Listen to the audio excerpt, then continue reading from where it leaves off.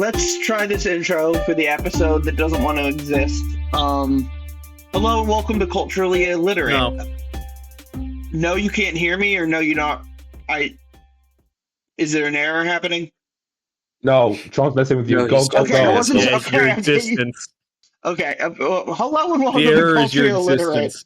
a podcast where four friends overthink movies about giant lizards. I am Jake, and I am currently slowly playing my first Zelda game, Breath of the Wild, but I really have no clue what I'm doing or like what I should be doing. Well, my name's Jason, and fuck, I think I had something and I totally forgot it. Shit, come back to me. Hi, my name is Matt. My best streak in Rule 34 is 9. That's a good Is one. that something to be proud of? Yes. As someone who doesn't know too my many things name about is- the perverse world, the fact that I got 9, I'm very proud. 9. Shout out JJ My McCarthy. name is Sean, and I'm pretty sure I helped Matt get to that 9. My fun fact is that I Back have to Jason. a Seahawks beanie on the way in the mail that says Super Bowl 60 on it. I Well, have you- another fun fact. Matt has not measured his wiener. I have. I have not. And by the way, I didn't mean I that I've have. measured mine. I meant that Oh. I've measured Matt's. That was a good one. Yeah. It was a good time. It was a good time. Jason, I'll need those measurements for later. Will do. All right. Well, it has taken us quite some time to get here for this episode and for the start of what we're covering now. So I guess we'll roll on with it into Rex or any stories that have come up since it's been a little bit since we've recorded. I have a story in that one, getting this episode recorded is cursed, but two, Matt and I trying to do things together is cursed because every weekend we've tried to do things, either one of us for like well over a month, more than I think it's almost been 2 months probably at this point. It's Every been time we 2 tried to months. do something together, where we'd hike, we want to go hiking, and one of us would either end up sick or it would snow, and life hates us. That's It has fucked been a up. very curious That's a story. situation. The podcast could not be recorded due to various reasons. One of the reasons was me being sick and having to give a presentation throughout the entire week, so I sounded like a smoker. Although I kind of regret it because I should have recorded and sounded like I smoked 50 packs a day. I bet What part? Jason would have been really proud of me. Jason doesn't smoke cigarettes anymore. I don't know if y'all Really? knew that. I did not know that. No Is this a Newports? bit? No Newports. I can't tell if this is Congratulations. real. Wah, wah. No, this is real. Oh, well, Congratulations. good for you, or I'm sorry for your loss. I mean, dude, Good for you, or I'm sorry for your loss. man, he laid the Newports to rest. Wow. Well, we have some wrecking to do, because... What's it called? Well, first of all, actually, while we're on the topic of stories, Casey and I found a bassist since the last time we recorded. So Another one? Faraday Oh my God, has a that's how long bassist. it's been. Oh, that's how long it's been. Oh shit, That's I did how not long realize. it's been. But anywho, the new ASAP Rocky album, Don't Be Dumb, which at this point is like not that new anymore. It's been out for like a month, but it is so fucking good. He finally Cannot- released it. Yeah, can't recommend that enough, but it was worth the wait. New Joyce Manor record as well. I used to go to this bar. Great music, beautiful music as always from them. And actually just yesterday as we're recording this episode, Knocked Loose released a single with Denzel Curry. Ooh. So that's a metalcore band working with a rapper, which I love to see. Personally, that makes me quite happy. It also just makes me happy that Knocked Loose is as popular and successful as they are because I love them and it's dope for the genre. That's how I feel like when it comes to the Marias. They're They're like awesome. they are awesome. Before I had to explain to the people who the Marias are. Now because of their recent album, Submarine, they're everywhere now, and I love it. It's a good record. I do love it. And I will also recommend my, well, it's not a favorite album because it's not an album, but they do have an excellent EP called Super Clean Volume 2. I think every song in that EP is a banger, so please give it a listen. Yeah. Oh, and I also saw the Charlie XCX uh what's it called? Movie Movie? mockumentary. The Moment. That was pretty funny. If you're a fan of Charlie XCX, I'd recommend it.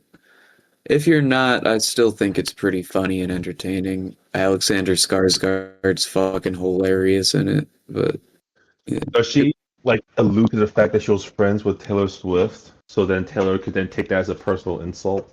No, she didn't. That's funny. Oh, I kind of wish that happened again. Do you guys think now that Matt has said the name Taylor Swift, I should put her in the tags for this podcast, and then maybe we'll get some hate listens? Anyway, Well, now we can get the hate listens. Guys, the Well, I halftime think, show at the Super Bowl was so good. yeah, that Super Bowl show was awesome. It was so Also, everyone, I want to let you know, the Snyder Cut fucking sucks. oh, we're just mining Nothing. clickbait things. Oh, okay. Yeah, we're clip farming. We're You clip guys want to farming. lean? You guys want to lean into the culture war? Yeah, you know what my favorite part of this halftime Hell Super yeah. Bowl show was? When the two guys are grinding against each other. I like when Bad Bunny says, My favorite "Tira my photos." my favorite part was when Bad Bunny said, "Hey, Hey, Hey. hey." Like a minute after the halftime show was over, someone already released a compilation of every time he said "a." hey. Hey. Hey. I didn't even notice. So, did no one watch the Kid Rock Turning Point halftime show? Oh, you mean when he lip synced his way through a quote unquote halftime show and then ended the show with a QR code to donate money to them? That one? Yeah, I'll tell you what. I didn't watch that, but I saw some of it, and it was really bad. No, it wasn't. It was bad, but in like a funny sense. Well, yeah, no, Because it's it was so, funny, but it so was pathetic. bad. I know. It was so great. I wanted to recommend a variety of comic books actually because I haven't read a comic in a while, and Bad Idea comics have been on a tear lately. So just speed running some. I recommend Ordained. It's like a revenge book, like your John Wick type of stuff, but more mob focused, and the main character is a priest. It's already been optioned actually with for a movie to star Colin Farrell. It's by Robert Venditti, Trevor Hairsine, and Dave Stewart. Then there's a book called Save Now by Matt Kitt and Thomas Giarello that is kind of a it's about this guy who can like set save points in his life and go back to them, but he goes back at his future age. So, and nobody else knows what happened. And then that is by Matt Kint and Thomas Giarello, and I think I already said that. Survive, also by Robert Venditti, Doug Braithwaite, and Diego Rodriguez, is like a Cold War thriller about an American and a Russian trapped in a sinking submarine. And then not from Bad Idea, but Everything Dead and Dying. Tate Brombell, Jacob Phillips, Kit Martin, Aditya Biddeker is a really good like twist on a zombie book where the zombies go through muscle memory and just keep reliving their last day and are really not aggressive as long as they're fed. And it's a really interesting look at grieving. And I'm not someone who typically enjoys much zombie stuff. Whew. Anyway, lastly, comic-wise, Minor Arcana by Jeff Lemire. It's really good. I don't really know how to describe that one, but it's good and kind of like floaty and soothing. Last thing, and I don't want to linger on it because it's a sad one, but movie-wise, I recently saw The Voice of Hinder Job, and um,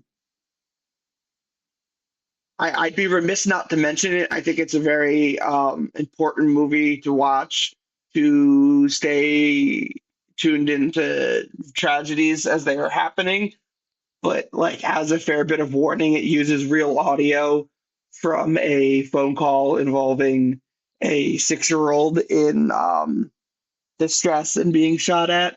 So just like, if you're going to watch it, be prepared for that. But I just didn't want to. It felt weird not mentioning it as a very impactful piece of work that I've seen recently. Anyway, now we can talk about lizards if anyone is. I just want to say I'm disappointed on the sad thing because now I can't call you a fucking nerd. I feel like there'll be more opportunities for that. Or like Fucking nerd.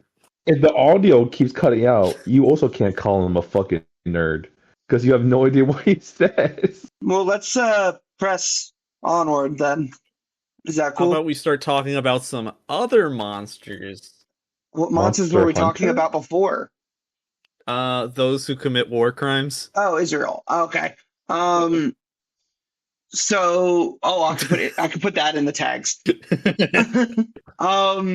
Okay, we're covering Godzilla, released May 16th, 2014, written by David Callahan and Max Borenstein, directed by Gareth Edwards, with Seamus McGarvey on cinematography. Stars Aaron Taylor Johnson as Ford Brody, Elizabeth Olsen as Elle Brody, Ken Watanabe as Dr. Ishiro Shirazawa, Juliette Binoche as Sandra Brody, Bryan Cranston as Joe, you guessed it, Brody, Sally Hawkins as Dr. Vivian Graham, and David Strathairn as Admiral William Stettins. Anyways, we could probably start with the beginning, starting with whatever history with the Big Lizard is. I obviously have too much history with Big Lizard and have been watching him since I was tiny child because my dad used to watch him. So I have since become obsessed and watched all of the movies and own a majority of them. But everyone else can start with their Big Lizard history. I got introduced to him because of you, because I thought you were classy and liked foreign film. I am into those subtitles. I love it when you say words I can't understand. That's why I like Matt so much. Blorga. All right, well then my history goes not as early as Sean's, but a little way back. So I was a fan of another, and this is going to be a weird term, tokusatsu series. Basically means big man in suit does things in small set. It's called Ultraman. Is basically a Japanese superhero. He's a space alien made of light, and that's how it's introduced to this wonderful genre of Japanese media. And then that in turn led me to watching Godzilla. Surprisingly, or unsurprisingly, I went on like a binge on Godzilla movies one time because it was available on this pirating website that's no longer available. Rest in peace, Kids Asian. It was, for me, it just didn't speak to me at that time. But I kept watching some of them. My favorites were at the time. I'm trying to remember. man, I don't remember why You can say your favorites now. I could say for my favorites now. Well, they'll definitely be the first one. The first one would definitely be my favorites. Sean, should I go there? Should I say my one of my favorites was All Out Attack? Should I say that? Dear God. Not as I here's the think thing. All Out you should Attack just features a baby Godzilla who hatches out of an egg, and for whatever reason, they decide to make it realistic and make him super slimy coming out and make him almost skin colored. It was really gross to watch, if you can't tell. But here's the thing: it's definitely one of the worst, but definitely one of the funniest. Looking back on it, because of how much me and Sean suffered. It's absolutely horrible. This movie is during the time in which they try to cater Godzilla to children. It's very similar to how, well, not as drastic of a turn, but how RoboCop was then marketed toward kids. It's because all of a sudden he gained a large, following for kids and merchandising, even though the movie itself was about the atomic bombs and people dying from him. But it really spoke to kids. So that's what they did. And how many movies, Sean? The Showa era basically entered a period in which it was just kids movies. Oh my god. It was one of the worst experiences. But that one, All Out Attack, in the middle of all this block me and Sean were going through as we were going through our Godzilla-thon, it was like a slap in the face to wake up. Like, it's like, wake up! You're going through a movie-thon right now. And like, I don't know, like re-energized me for the next one. So purely for the I experience, remember. not for any other reason. And I did a whole huge marathon of all the Godzilla movies, of which there are 34 of them in total, including the more recent ones. And some of the earlier ones, not also some of the more recent ones, but in terms of like 2000s are pretty ass. But ass in a good way. Many of them I will say were like the children era. well, yeah, when they were more children focused. Anyways, uh, Jason, your history. I'm assuming it's probably because of me or something. I mean, I don't have nearly as much of a history as you guys probably do, or at least not as in depth of one. As a child, I enjoyed Godzilla because scary monster, destroy things. That's cool. And yeah, mostly I was introduced to it through Sean because he likes the big lizard. I do like Big Lizard. And who doesn't, to be honest? But yeah, so I have this, like, I don't know. I don't have tons of memories of like watching too much Godzilla growing up, but then definitely more in the teenage into my 20 years, especially with this franchise that we're covering now coming out. I got a little bit more into it and still have not seen most Godzilla movies, but I've covered a little bit more bases now. Maybe we should change that. I'll also add. Oh boy! Oh dear God! Experience the pain. I start. And you know what I will say, not to cut you off, but I just remembered this too. One of my earliest memories of Godzilla is when he had like a baby. You know what I'm talking about? When there was like a baby Godzilla.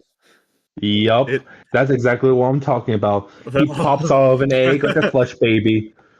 Okay, all right, sorry. Did you already say that and I just missed that? I didn't mention the flesh baby, but I went into more detail about what a flesh bob he is. Okay, yeah. Well, yeah, that's one of Um, my earliest memories of so Godzilla. before I start reading uh the plot synopsis, I will say that also this is like while this movie was coming out, I was like super obsessed with following it like right before it came out because the to put into perspective of like this was in 2014 and the last American Godzilla movie we got was the 1998 one, which was considered absolutely atrocious. And I was trying to I can't remember how, but I heard that they were making a Godzilla movie, like an American made Godzilla movie, and I was like, "Oh my god, is it actually going to not suck ass?" And so like I was religiously following it to see like is this going to suck or not. So I vividly remember when like the trailers dropped for this and I was like look like hot garbage. Um so I have fond memories of this movie at the very least for when it came out. But yeah, I'll start with the plot. So Oh, I'll start. one thing. Before we get started with the No. plot, I do want to mention um the trailers for this movie were probably like one of the best movie trailers I've ever seen in my life. It honestly My god, they were so good. destroyed destroyed my experience with Godzilla 26C for the first time because when I first watched it, I was so disappointed because the trailers made it look so good.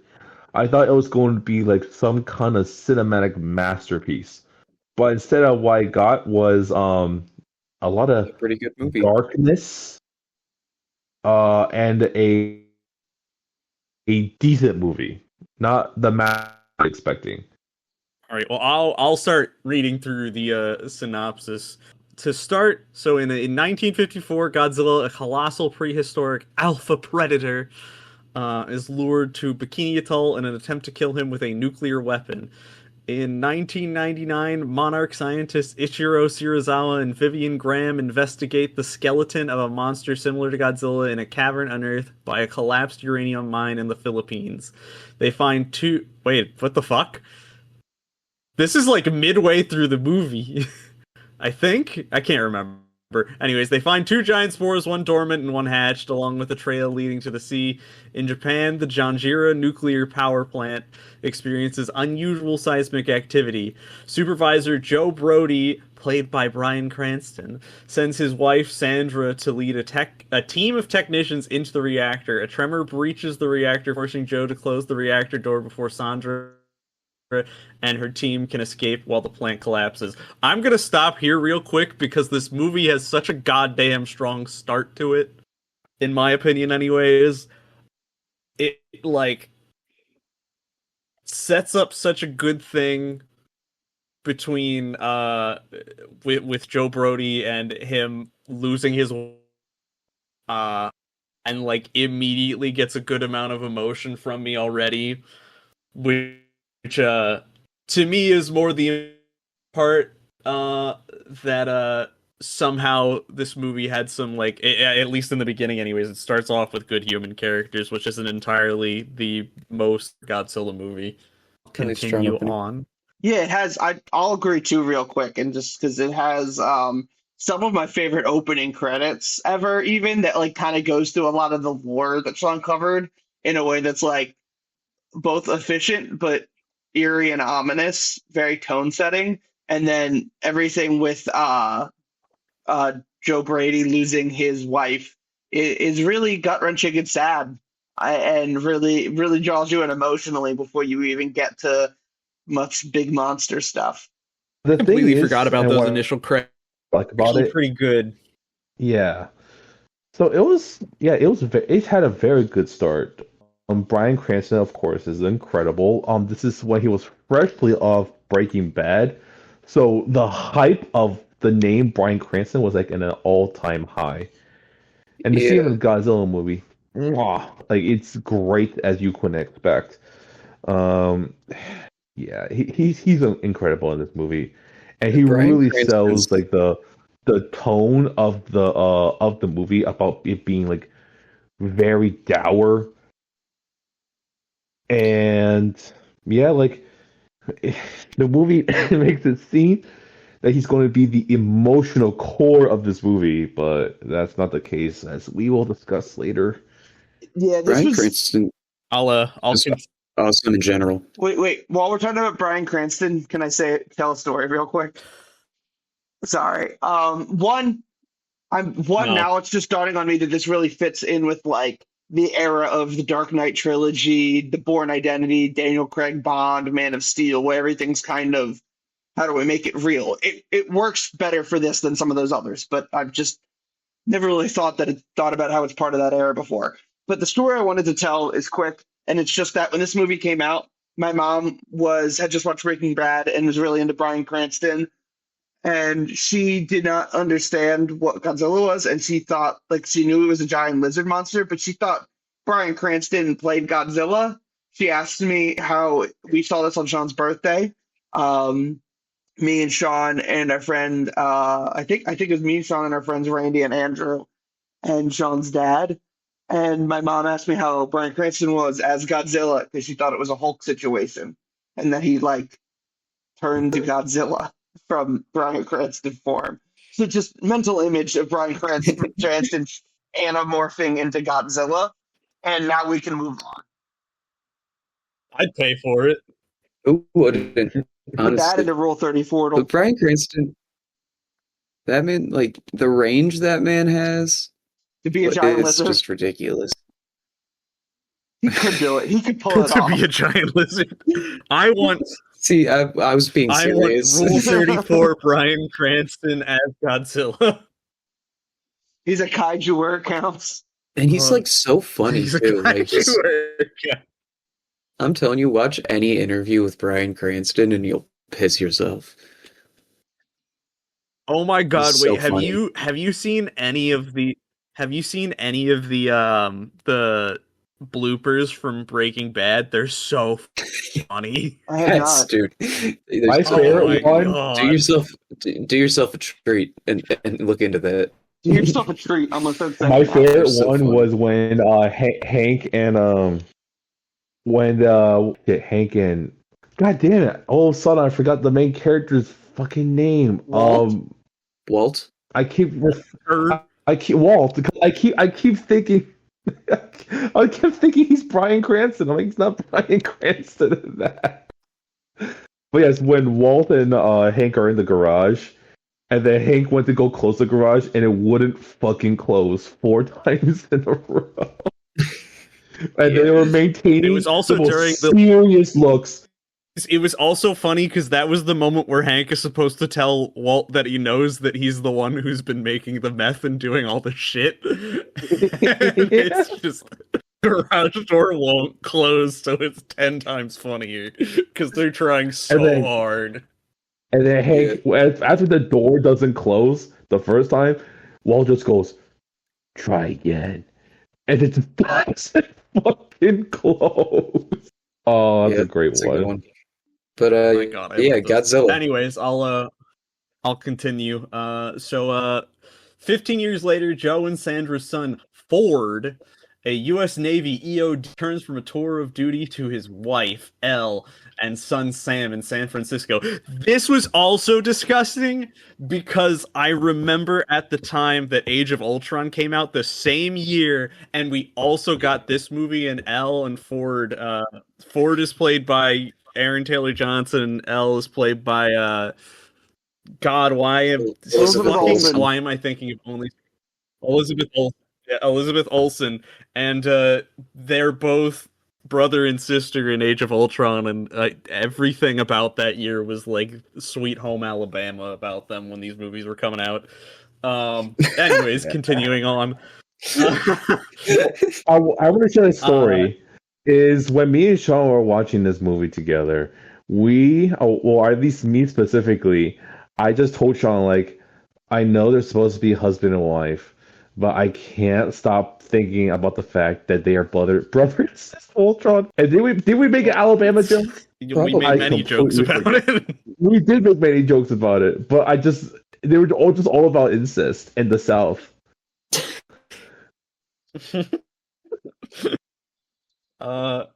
Anyways, so he returns to them. Ford. Why did he name him after Carman? Anyways, after that, he departs for Japan after Joe is detained for trespassing in Janjira's quarantine zone. Joe is determined to find out what the cause of the meltdown at the nuclear facility was, and persuades Ford to accompany him to retrieve vital data from their old home. They learn that the zone is uncontaminated and retrieve the data, but they are discovered and taken to a facility in the plant's ruins. The facility harbors a massive chrysalis that has been feeding off the plant's reactors for 15 years and emitting intense electromagnetic pulses over time. A giant winged insect-like creature emerges from the chrysalis and escapes, destroying the facility. During the thing, Joe is severely injured and later dies. The incident is reported publicly as just an earthquake. I'll also stop it there because this is the point where fucking Bryan Cranston's character dies, and it's the worst decision they could have made. Let's get an actor who's at his peak right now in terms of public perception and also incredibly talented and kill him off in the first act. I think to this day it's the worst decision the MonsterVerse ever made. Yes, it is. Because the thing is, it does seem like Bryan Cranston is going to be the emotional core of this movie. This is the guy you're going to be following this entire time. So they introduce him and his wife, right? His wife dies and he mourns her, so you feel emotionally connected to him and you want him to have a happy ending. You then see, obviously because of what happened, it put a strain between him and his son. And then they kill him. After this great interrogation scene in which Bryan Cranston basically goes off a rant about how he knows what's really going on and how he won't hide the truth. He will figure out the truth. Like, it's a great speech. It's a great scene. And then the Monarch guys are just like, him. We want him. We want to bring him, right? So they set up that he's going to play a bigger part in this movie. And then he fucking dies. And then we're stuck with his wet blanket son. Oh my god! Like, it's so frustrating too, because it's like he has everything. He's the character that everything is like happening to and has like emotional stakes and everything, and like Ford is kind of just on the outside of all of it, just being like, nah, none of this is real. And like, if anything, thematically, it makes more sense for Joe to be like the main character, because the whole point is that like there are these hidden monsters that that Monarch, the government agency, is keeping secret from the rest of the world, and the one person who doesn't believe it suddenly becomes the main character after learning that it's real and has to suddenly deal with that crisis, and it just doesn't connect well at all. Yeah. It just nope. I don't hate Aaron Taylor Johnson either, not as much as most people do in terms of his acting. I think he can be pretty good. I'm an Aaron Taylor Johnson hater. Why? I think he's not very good. I think he's the worst part of Nosferatu. I think he's the worst part of this. I think the whole movie sucks, but he's terrible in Craven. I think he's like, I don't think he's good in Bullet Train. I don't think he's good at acting. I think he's good in Bullet Train. I should say I don't. I say I hate him as much as most people, which doesn't mean I don't think he sucks half the time. This is one of those movies where I don't think he does good. You don't have to think he sucks. I'll think it for both of us. He has the personality of a wet blanket. Like, he's not engaging personality-wise. He doesn't have, much of like an emotional investment as Bryan Cranston's character did. So you're not as emotionally as invested in his story.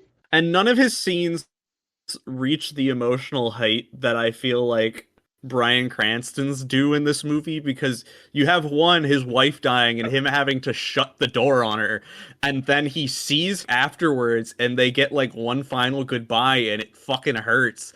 And then you have the other scene of him when he's in the interrogation room and he's choking up because he's talking about how there's something going on and it killed his wife, and he's like hurt because of that, and his voice cracks during that whole scene, and you just go, Jesus Christ. And you get none of that from Aaron Taylor Johnson in this. You get everything from Bryan Cranston, but nothing from him, and it's frustrating because you don't get anything equivalent after Bryan Cranston is gone. Yeah, it's because he's a wet blanket. He's Mr. Typical Soldier Boy. I don't cry. I scowl 24/7. And it just makes for a very, very poor character. You just can't connect with him. I would even argue that Dr. Serizawa and Dr. Graham are like much better characters to follow than it would have been for them to follow 100%. Aaron Taylor Johnson's character. Like, at least Serizawa's quotable. Let them fight. Exactly. Like, one line, he's already a better character than Aaron Taylor Johnson. Like, seriously. Joe Brady, Bryan Cranston as Joe Brady should have been like the human through line for like multiple movies. Like, he could still be in these things. It's such a waste. Yeah. Yeah, Jake. My pain was revisited when I watched this movie. Having watched wasted potential like that. Ugh. At least we have Kurt Russell now. I'll take Kurt Russell. God. Anyways, I'll continue on. So Serizawa and Graham join a U.S. Navy task force led by Admiral William Stenz to search for the creature dubbed a Muto, also known as a massive unidentified terrestrial orgasm. Serizawa and Graham reveal to Ford that a 1954 deep-sea expedition accidentally awakened Godzilla. Nuclear tests in the 1950s were attempts to kill him. When this did not work, Project Monarch was established to study Godzilla and similar monsters secretly. They explained that the Muto caused the Janjira meltdown. Ford reveals Joe had monitored echolocation saying the Muto was communicating with something, presumably Godzilla. I will also add to this, at the time, I did not like the Muto designs because it looked really similar to other American monster designs that we have gotten in the past. The biggest one that always comes to mind that everybody compares it to is Cloverfield. Because it's a big gray monster with very large extended arms. But over time, I think I've come to like the Mutos more, and also the fact that they added more monsters to this movie than just Godzilla, because I feel like, for one thing, it adds so much more, especially to the end of the movie. But on top of it, isn't recognizable now, or it wasn't recognizable back then, I should say, but it does a decent job at starting off the idea that in the MonsterVerse anyways, and what continues, is that Godzilla is a natural animal, and that the rest of the Titans are just existing creatures in a world where they'll like feed on each other or various nuclear waste and other things like that. And it kind of does, at the very least for a beginning, is a good start to like making the monsters feel like real animals, especially when they get to the point that there's more than one Muto and they're talking to each other and trying to fuck each other. Yeah, Godzilla's such a cockblock. I agree though. I think they're kind of simple, I guess, design wise, but I'd rather that than be over designed. I think they do have a bit of a like kind of timeless quality to them. I would give them like a splash more red personally, but I like the way they look. I am curious if, I mean, not to leave out Jason, but especially you and Matt, who maybe have more of a background with the monsters from Toho, if you like that they started this whole thing with like two original monsters as the antagonists, or if you would have rather had them brought something from classic Godzilla in to start. I like that they started with an original monster because I think it puts the focus on Wait, Godzilla, something from a prior film. I do not care personally, as long as the monster is cool. And I feel like the Mutos were very cool. I like how the movie took its time to explain like the biology of both monsters, and their designs are definitely pretty cool. Like I love like the red streaky eyes that they have. I love how the female is just a fucking gorilla. She looks like she looks like a top is what I'm gonna say. Jesus Christ. Did I hear that right? That's crazy. I Man, what the fuck? That's so funny. Of all people to say that. I mean, not in the right way.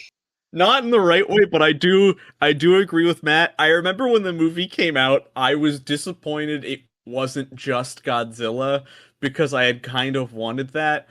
But I was also end of the spectrum of I just wanted to see Godzilla fight something for once because there really hadn't one. I knew that if they were going to do a Godzilla movie, they probably weren't going to put another monster in it, was at least my initial assumption. And then I knew that after it would take the first movie being good for a second one to be made, and then it would take from there. But I was always under the impression that they would be too afraid to do that. So I was kind of happy even then that they just included something else. At the time I also had problems that I was like, well, why didn't they choose something that was existing? But a big part of me now goes like, I kind of would rather see them make new monsters because back when I was a kid and I'm watching all the Godzilla movies, every monster was kind of like new to me. So like even now, if I were a kid watching this movie, as much as I'd want to be reintroduced to some of the older monsters, like I love that they've reintroduced Mothra, Rodan, King Ghidorah, and to probably be Space Godzilla, and future others.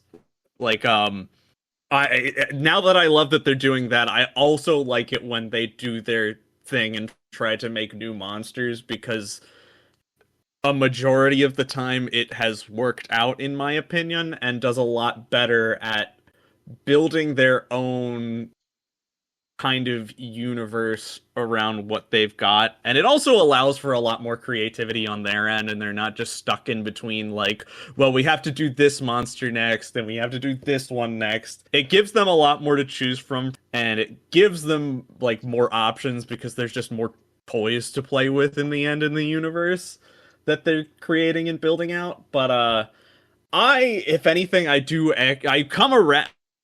I didn't like the Mutos at first when they introduced them, but I've come around a lot more to them in later years just because, like, one, I like the sexual dimorphism between them, making the female fucking massive and then having the boy be tiny and You would not like giving that. the female wings. So, like, I...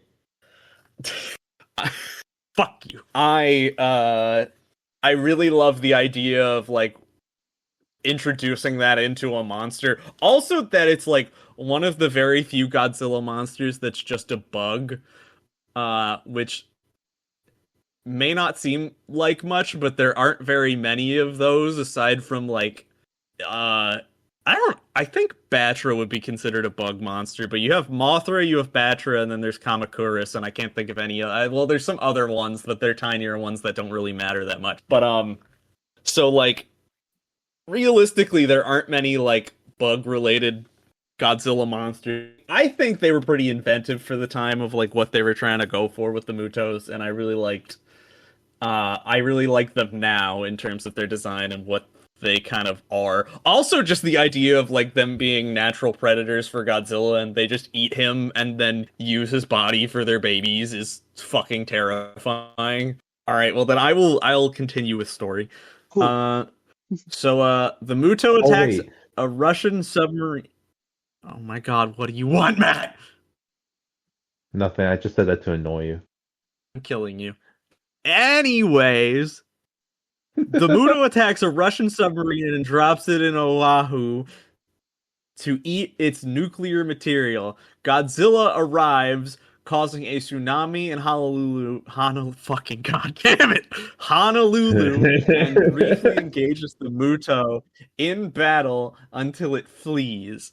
Shirazawa deduces Godzilla was only listening as the Muto was communicating with something else, prompting the military to investigate the other spores stored in the Yucca Mountain nuclear waste repository in Nevada. A second bigger wingless Muto has emerged and attacks Las Vegas. The scientists deduced that it was a female and was what the male was communicating with, their signals being a mating call. And this was the part where you learn that they're fucking and Godzilla is just a big cockblock. This is also the part that I really love because the scene where Godzilla first shows up is fucking awesome, where they show the water displacement and how him just coming out of the water causes a giant tsunami. They haven't done anything like that since, and I know why, because they don't want to do the whole realism of it anymore, but like that's still, that introduction scene is fucking wild to me. I mean, it's a style that they, well, not style, but it's a feeling they haven't really replicated, as we talked about before. Like, they just want to get to the monster fights, but they honestly are missing something. And that's what this movie reminded me of, that Godzilla's big. He moves as if he is like as big as a skyscraper, and it's pretty cool, I know we kind of lose that later on in the movies, especially especially with the I sequel. fucking hate that this is a Especially with the sentence, but I sequel. also find it fun. Especially with the sequel and when they start going to the Hollow Earth. God, that's a sentence.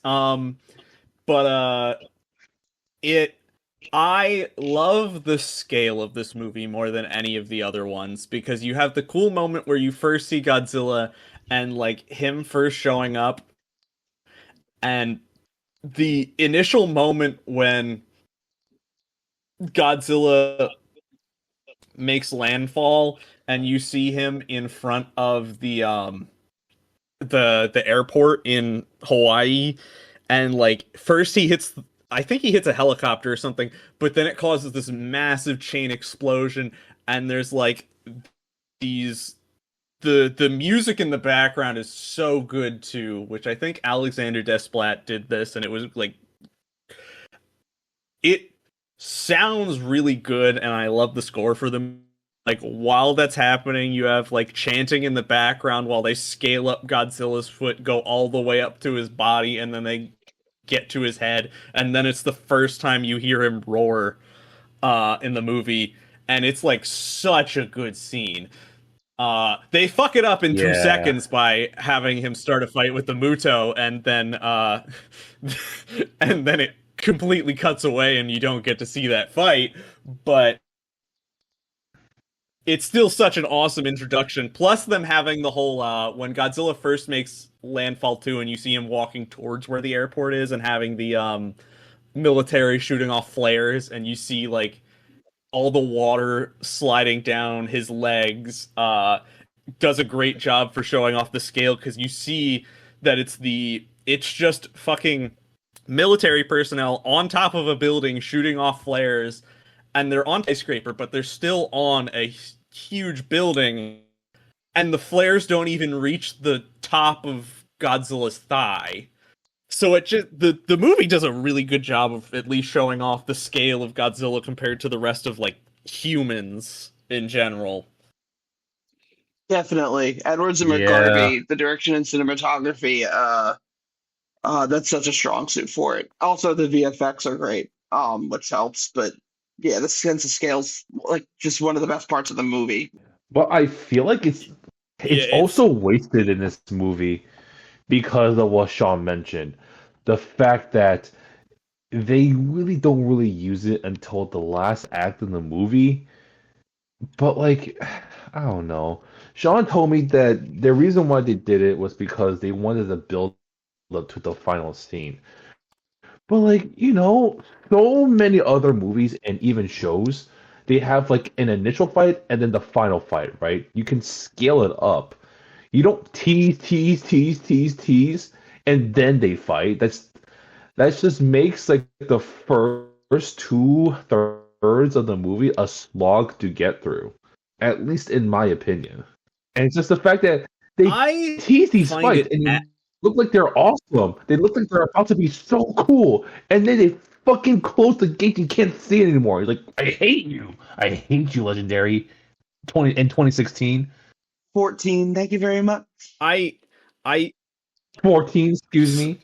I think I think that is partially one of the movie's downfalls, is that I think it, and I do believe that it is partially because one, the 1998 Godzilla affected a lot of things, and the fact that before this, Godzilla wasn't really as popular anymore, especially in Japan. It was kind of dying off. So it really wasn't until this movie that things started to like pop off again. But like Well, the that's biggest because thing like they were trying to Toho. do a lot of was more. Oh, I was gonna mention that's because like Toho was trying to push for like an American Godzilla for like the longest time, and then TriStar fucked it up.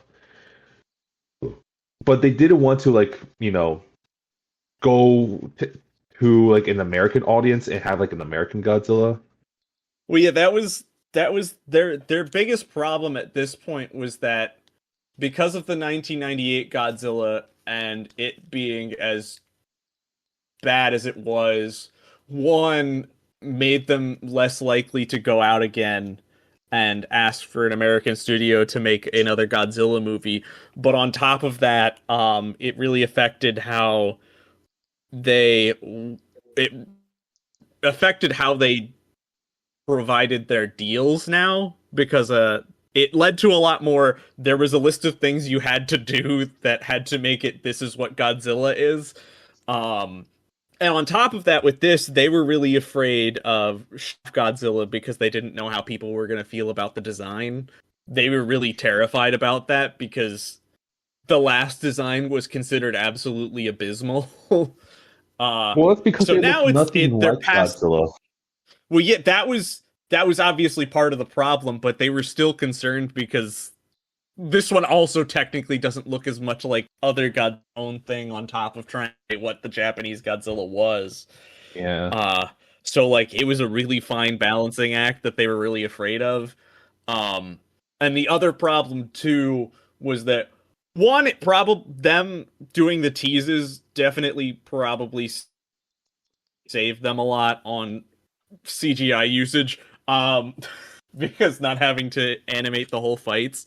But on top of that, it is frustrating because I do agree they should have at least had an initial fight where you see how things go down and how they kind of like first initially interact with each other. I still don't think it takes away from what the final fight eventually is. I think, No. and I don't like the complaint that people have had for this movie that Godzilla isn't in it enough.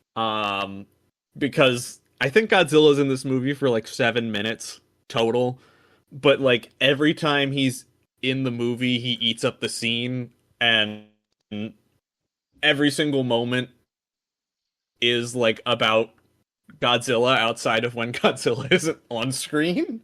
But I think like it handles that well enough. And like, plus, when compared to other Godzilla movies in the past, it's pretty equivalent to how often Godzilla shows up in his other movies. It's just the problem, I think, with this one, that the teases don't work because the teases are teasing to something that should already, I guess, be in the movie. I think this kind of comes back to Bryan Cranston again, actually, because for me, I remember when we were like, what, 16 years old, watching this in a theater. I remember the weight didn't bother me as much, and the teases were more effective on a rewatch and not on a big screen. I think it definitely becomes kind of like the whole second act is kind of just really unerotic striptease.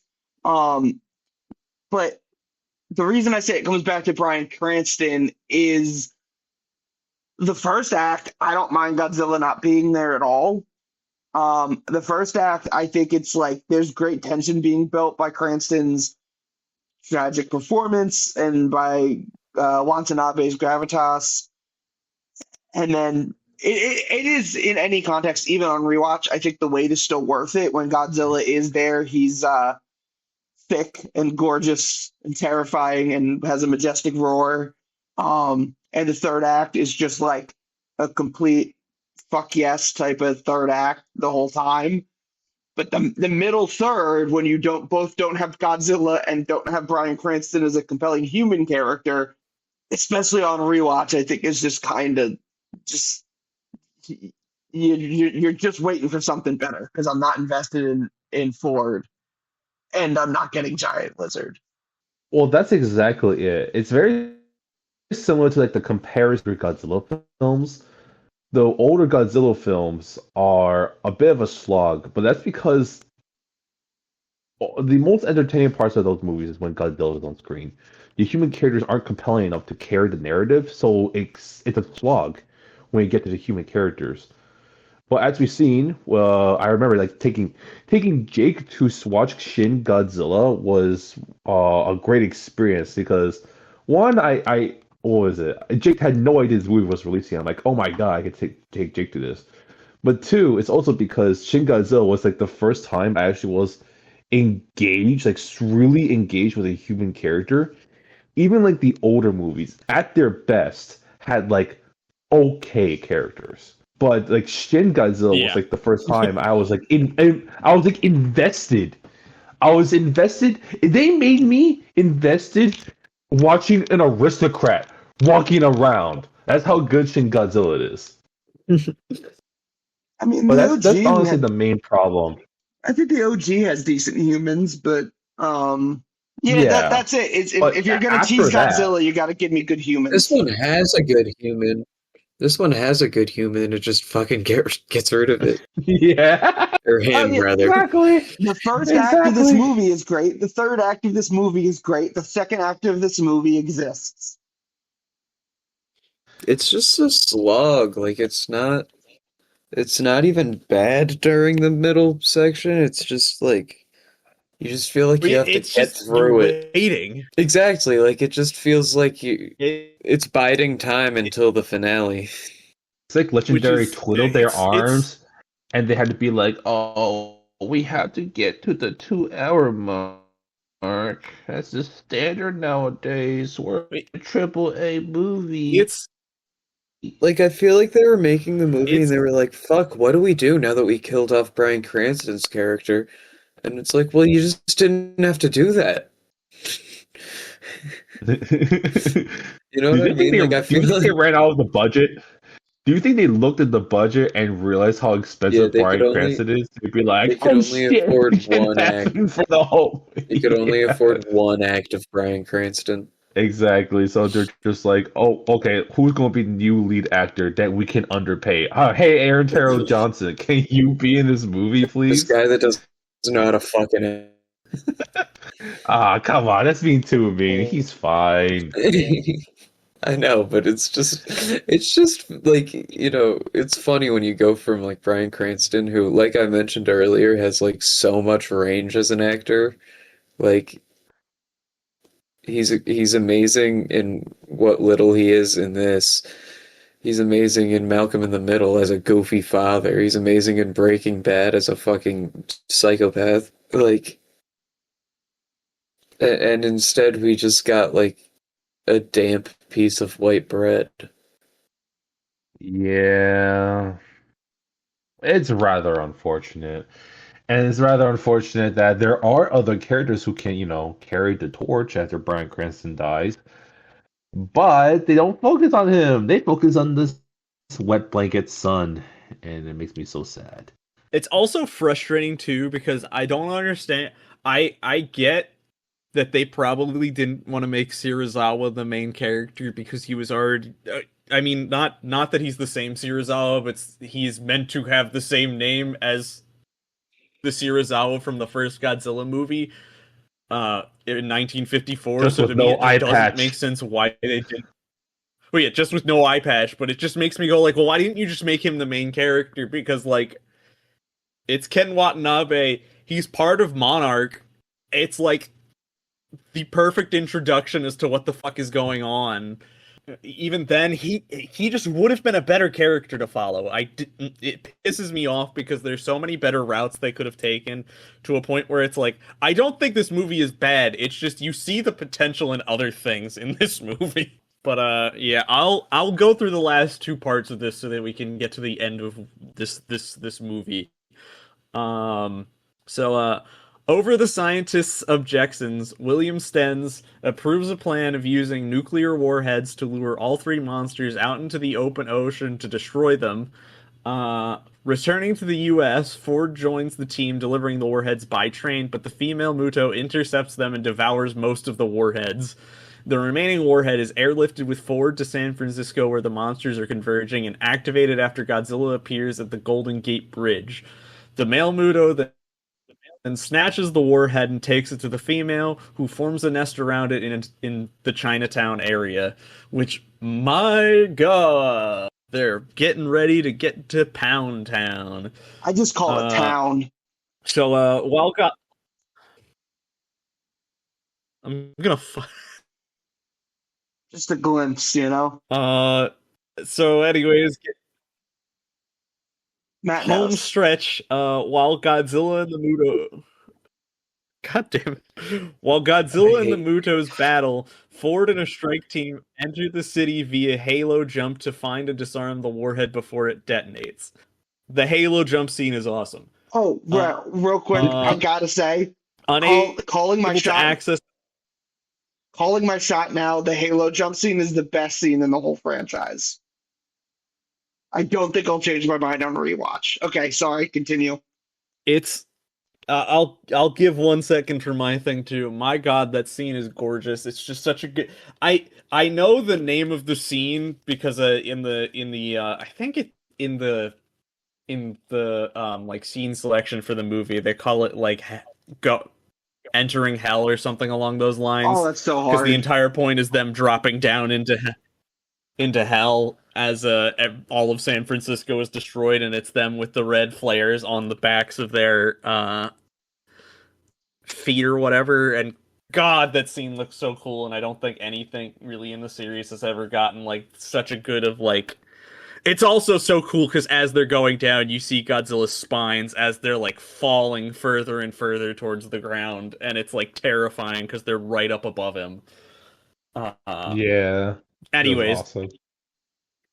So, unable to access the timer, the team gets the warhead onto a boat for disposal at sea while Ford destroys the nest. Godzilla defeats the Mutos and collapses from exhaustion. Wow, that only gets one fucking sentence.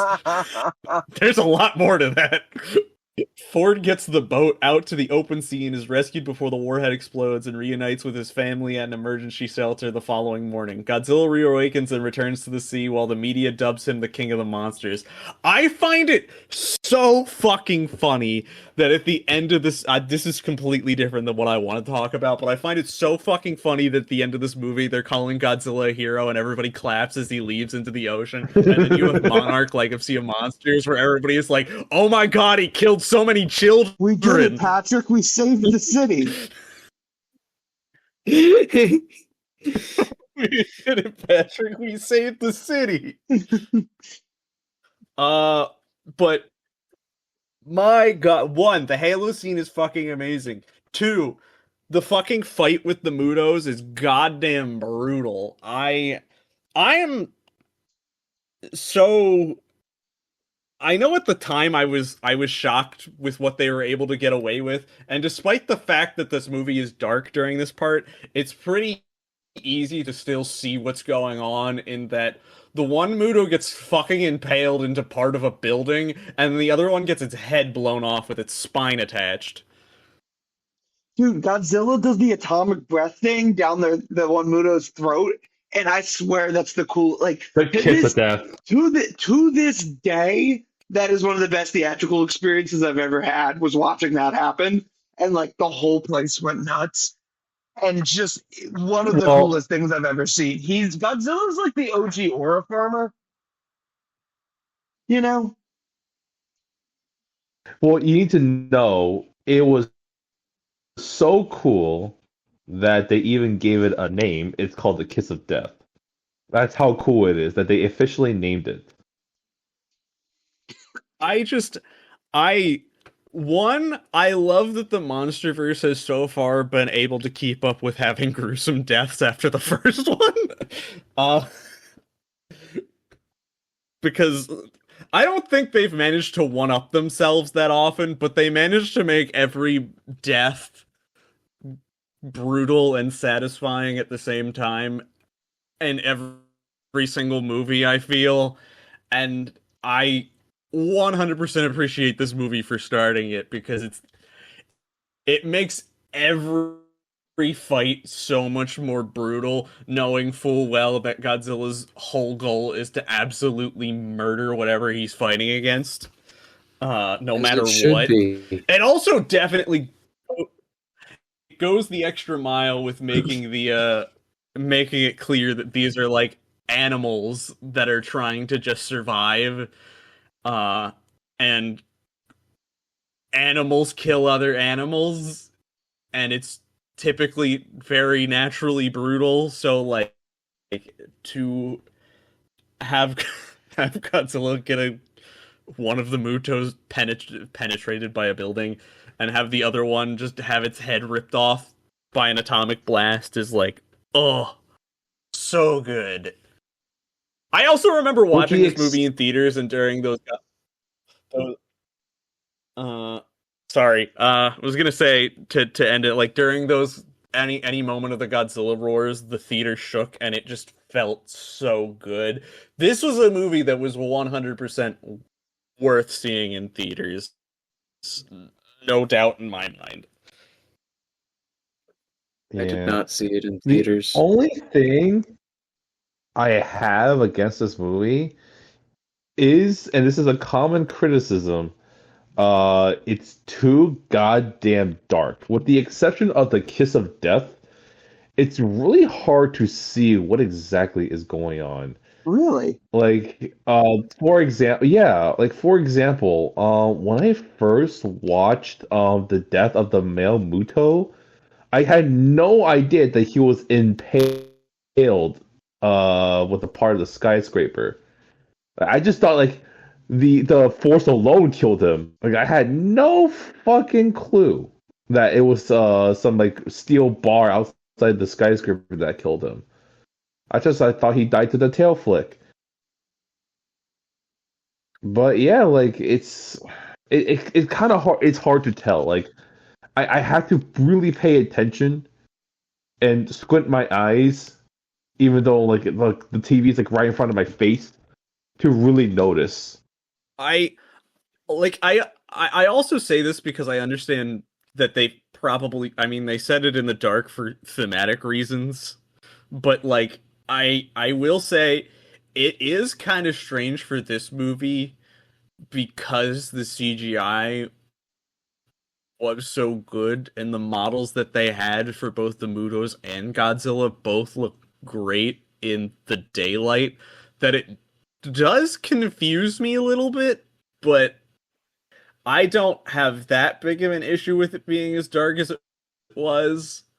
Um because I could at least still see what was going on, but I do know that a lot of people did have that like criticism originally when it came out. Yeah. I mean, I feel like most movies made after like 2010, visually, there's some kind of lighting issue. Oh, modern television is real Yeah. bad. Yeah. Oh god. Yes, When- I don't when we- watch the one TV, thing but I'll- yeah.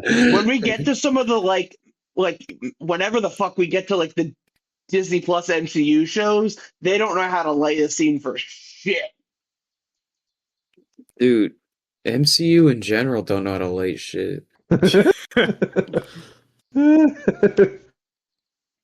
God, But they make everything. It's they like make this seem like broad daylight. this shit is like that shit's. It's like 2010's metalcore videos too. It just like everything just looks like it's in a warehouse or in a garage. Like It's just gray and cement. Like it's Backlit to high hell. It's not Wicked, I Sean. hate it all. Wicked Sean. Um, That's Sean if he's what from was it? Boston. Woo. Wicked Sean. What was I also gotta give this movie credit with like the sound design is fucking insane. This is True. the music and the sound design for this movie go so hard, especially for like knowing like the background of what it took for them to make Godzilla's roar for this movie is like insane because they tried really really hard from what I remember to like the way they originally did Godzilla's roar in the 1954 one was I think they took a cello and they put peanut butter on it and then they like That's rubbed it with hilarious. the That's hysterical. and the way that they did it in this one, if I remember correctly, is that they tried to do something similar. I'm trying to look it up because like I'm pretty sure what they did was they used where is it?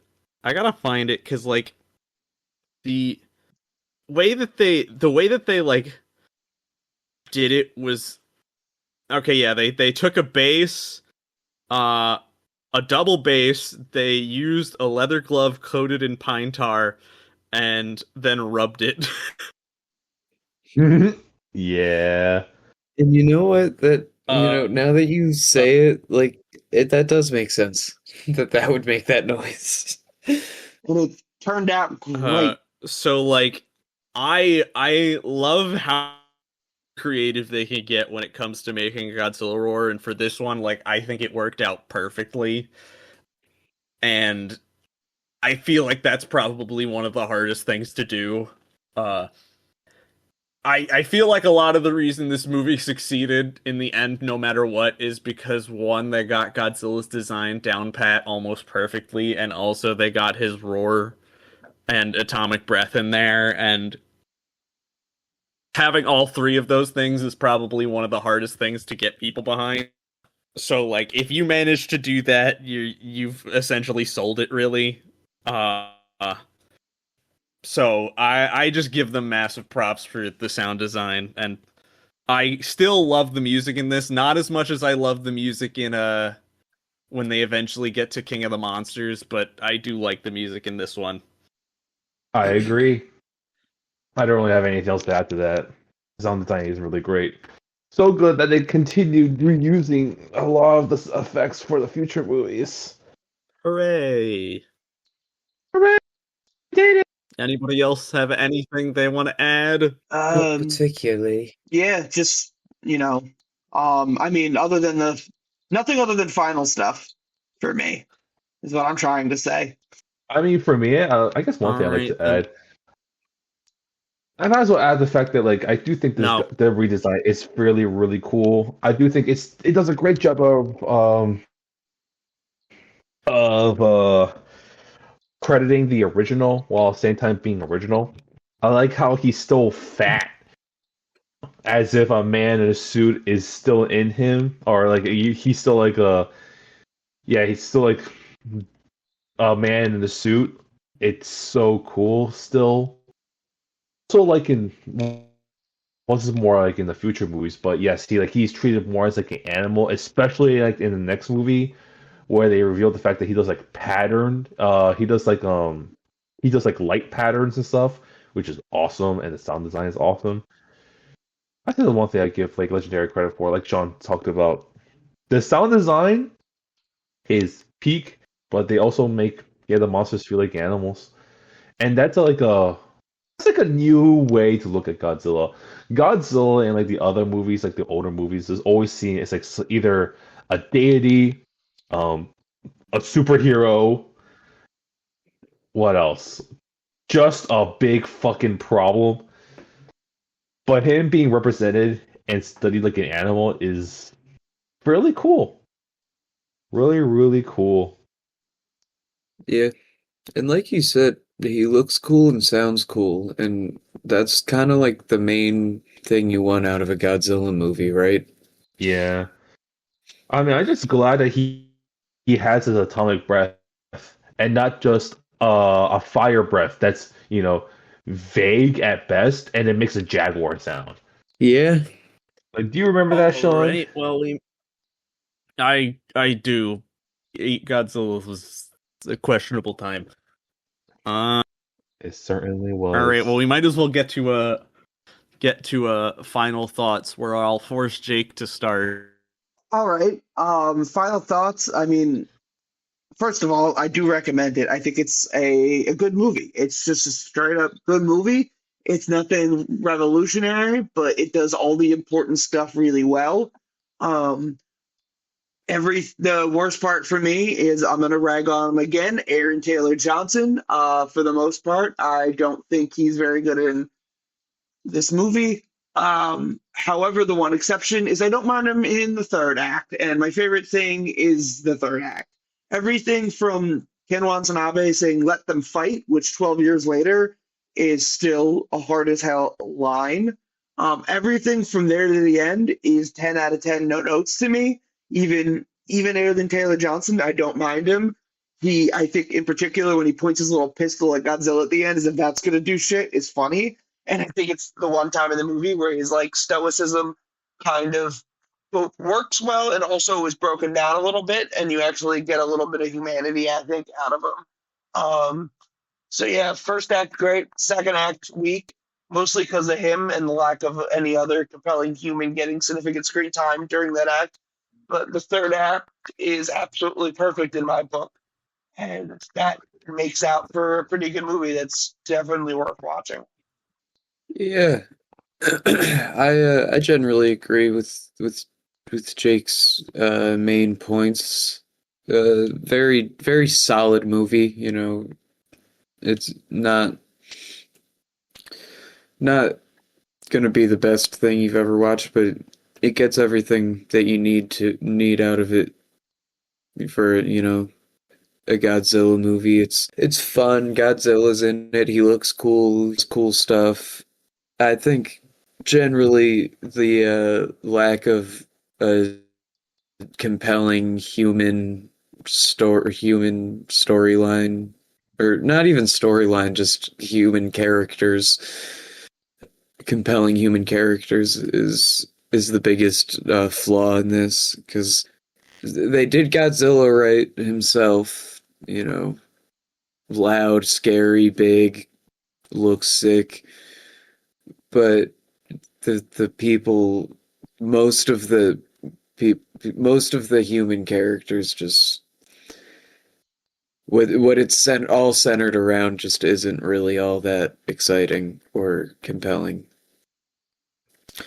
Um, but the best part is, I don't know. I don't know what the best part is. Probably just generally, I would say the way that Godzilla looks, because when you compare it to the previous American efforts at making Godzilla look cool, it's much better. So I would Yeah. recommend it. Yeah. I also agree. Yeah, the movie's very good. Well, not very good. It's a good time though. I definitely will recommend it.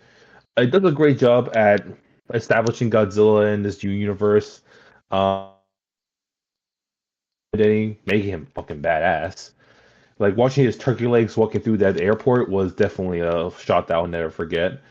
Um, well, yeah, like it establishes so much of like the MonsterVerse Godzilla that it's a lot of it has stuck around, like the design itself, the sound design, especially Can anyone the hear one of Matt? his like atomic breath.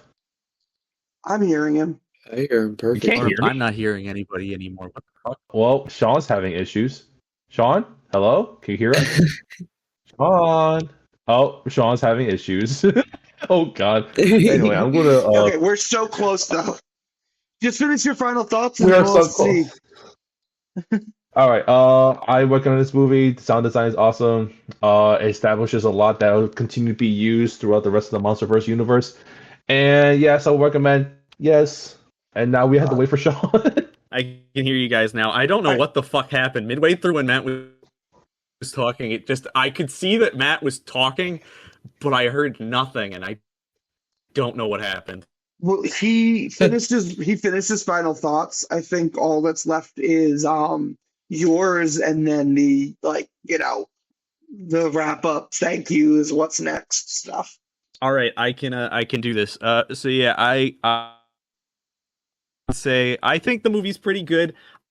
I think it's a solid start for the MonsterVerse. I don't think the movie is the best. I don't think it's the worst the MonsterVerse has to offer. I think it's pretty good. It's a pretty good start. And I think that's more surprising because it had the possibility of being absolutely ass.